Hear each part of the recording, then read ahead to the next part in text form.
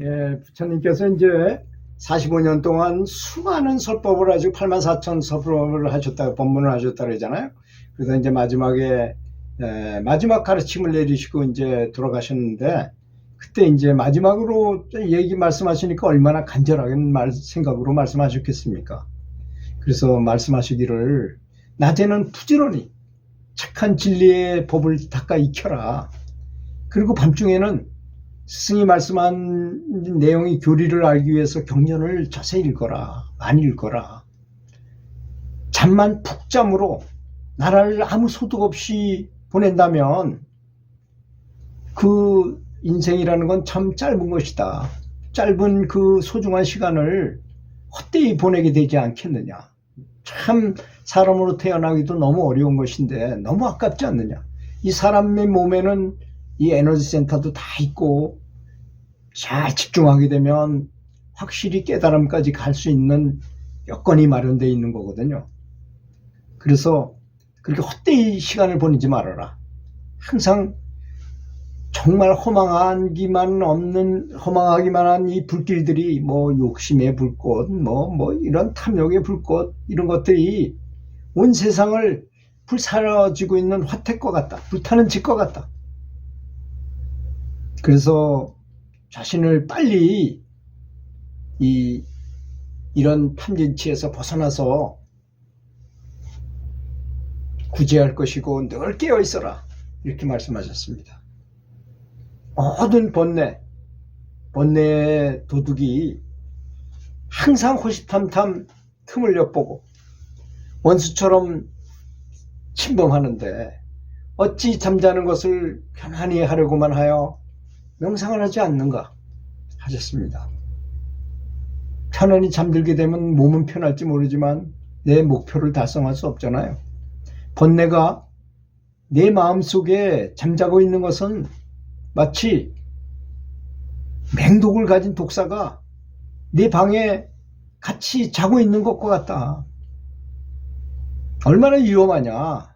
언제 너를 물어서 죽을지도 모르는 그런 입장이 아니겠느냐. 그러므로 기율을 잘 지켜라. 기율을 잘 지키고 빨리 이 기율을 잘 지키는 것으로 도구를 삼아서 그 뱀을 물리쳐 없애도록 명상을 해야 할 것이다. 독사가 밖에서 뭐 내보내야만 그때 마음 편히 잠을 잘 수 있지 않겠는가. 즉 해탈을 해야만 편히 잔다 이거죠. 독사가 나가지 않는데도 편하게 잠을 잔다면 그 사람은 참으로 어리석기 그지없는 사람이다 이렇게 말씀하셨어요. 우리가 이런 말씀을 들어보면 이게 유교경에 나온 마지막 말씀이셨는데요. 이 제자들한테 가르치고 나서 얼마나 이런 것을 계속 해야 되는데 사람의 마음이라는 게 그렇지 못하잖아요. 부처님이 계실 때는 부처님이 승단을 조직해가지고 쫙 그래도 잘 보고 있기 때문에 되는데 우리는 이렇게 생각합니다. 단체 명상에 참석해야만 그래도 남의 눈치도 보고 다른 사람의 영적인 시너지 효과가 에너지가 모여가지고 명상하는 의욕도 더 생기게 되고 뭔가 내가 명상을 적게 했으면 다른 사람의 능력을 받기도 하고 사실 주변에는 등급이 높은 사람도 꽤 많습니다. 등급이 비록 낮다 하더라도 많이 모이면 굉장히 영적 에너지가 강합니다. 그 사실을 참 알면 좋겠는데 이제 이 지혜 안에 활성화가 안 되신 분들은 그런 걸 잘 못 느껴요. 그러니까 이게 얼마나 좋은지 나쁜지를 잘 모르는 거예요. 그게 참 답답한 노릇입니다. 그래서 스승께서는 항상 여기를 가르치면서 지혜 안에다 집중을 해라. 지혜 안에다 집중을 하면 처음에는 검은 점에 불과하지만 이제 빛이 모이게 되고 그 다음에는 연꽃 같은 문양 아즈나 차크라라는 그 인터넷에 보면 많이 나오잖아요. 그림 뭐 꽃핀 것 같은 문양이 생겨요. 그 정도 돼야만 그래도 뭐 그런다고 그게 뭐 아주 높은 경지도 아니지만 그게 돼야만 그래도 명상하면 명상에 에너지가 많이 모이는구나. 저 사람은 참 착한 사람이구나. 저 사람은 좀 사기가 많은 사람이구나, 뭐 이런 거.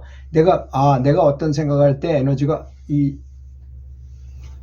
지안이 작동이 되는구나, 이런 걸 알 수 있게 된다는 것이죠. 물론 그걸 목표로 해서 그것만 가지고 뭐 해탈한다는 뜻은 아닙니다.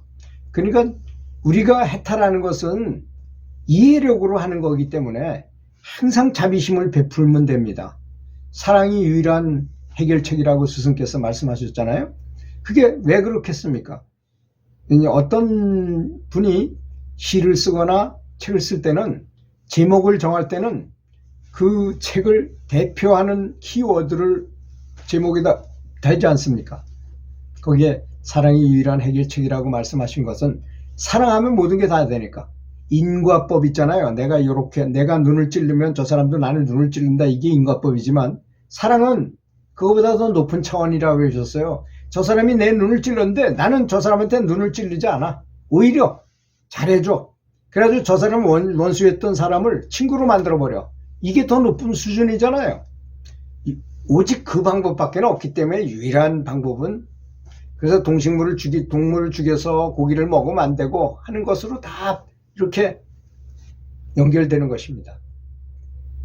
그렇게 한다면 내 등급은 점점 올라가면서 마음도 평화로워지고 행복해지고 등급은 점점 올라가고, 또 한번 해보십시오. 연부를 하더라도 사랑을 하면서 아주 감사한 마음으로, 사랑하는 마음으로 부처님에게 온 극존중을 하면서 한번 해보십시오.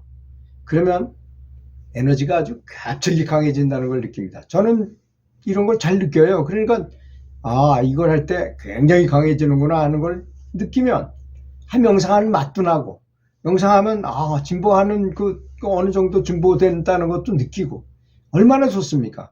그렇게 되면 명상할 맛이 나게 되는 법입니다. 이렇게 독사가 내 방에 있고 항상 나를 침범하려고 노력하고 있는 판에 정말 집중해가지고, 그리고 우리가 연부를 계속하면 병이 우리 이 보호막을 뚫을 수가 없어요. 항상 부처님께서 우리를 보호하고 있기, 금강 다이아몬드처럼 단단한 것으로 다 이렇게 보호하고 있거든요, 우리를. 그러니까 항상 연부를 해야 된다는 것입니다. 괜히 세속적인 얘기 뭐 이런 얘기 맨날 해봐야 아무런 득이 없고, 그거는 짐승들도 똑같이 그렇게 하잖아요. 뭐 짐승이 하는 것처럼 해가지고 되겠습니까? 사람으로 태어나서. 특히 수행자는 수행에 대한 얘기를 하고, 선생님들은 학생에 대한 얘기를, 공부 가르치는 얘기를 하잖아요. 농사꾼은 농사 짓는 얘기를 하는 것이고, 수행자는 당연히 수행에 대한 얘기를 해야지, 수행자가 만나면 세속적인 얘기만 한다, 이게 말이 됩니까? 그렇게 한다 하더라도 정말 집중하고 해야 되는 입장인데, 하여튼 수행에 최선을 다해서 열심히 해가지고 이번 생에 반드시 생전의 해탈을 얻기를 간절히 기도드리겠습니다. 저도 그렇게 노력할 테니까요, 같이 해보기를 바라겠습니다. 감사합니다.